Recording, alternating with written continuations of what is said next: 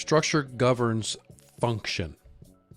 Is it tight muscle or weak opposing muscle?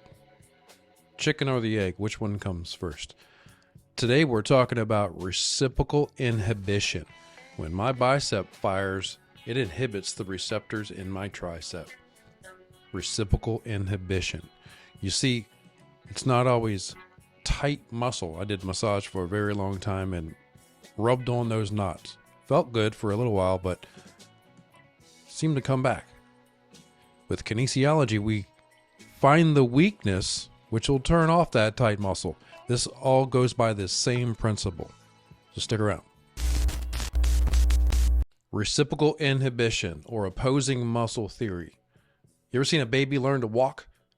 It's so cute. But their muscles are all kind of jerky and trying to get that balance. They're trying to train these patterns of pull and let go. One muscle is trying to contract and the other one is letting out the slack in an even sort of way. That's ideally how the nervous system should perform.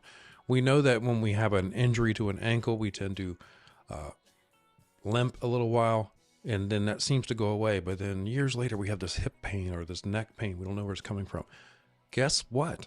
Many times those muscles are still inhibited, creating compensation patterns throughout the skeleton, and you feel that in different muscles. It's not the tight muscle's fault. It's actually doing its job. It's due to the same principle that somebody's being weak, so somebody has to pick up the slack. So let's find those, strengthen them, or activate them in some way through some reflex or some stress elimination technique, whatever is inhibiting the muscle. We need to find it, inspect that, and correct that so that it can do its job. So the other guys can relax and do their normal jobs and don't have to do 2 or 3 jobs. So it looks like this. Imagine you had like a swinging gate, or this was a bone. Right? If that's the vertebrae, maybe we have our little wings off to the side, if that's the vertebrae. Or a gate, or like in a restaurant, you have those doors that swing back and forth, and you've got springs on both sides of it. Great. Everybody's holding their own tension. Looks great. Balanced structure. If one guy's firing, the other guy's not over firing. Everything seems to be in the center. What happens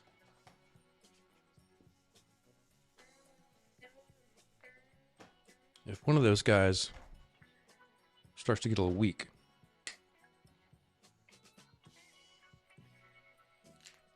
What if this guy starts to get a little weak and this guy's still doing his job?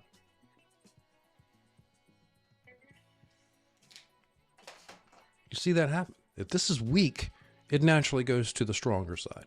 It's not being inhibited by these receptors, so the bone goes that way. This is tight.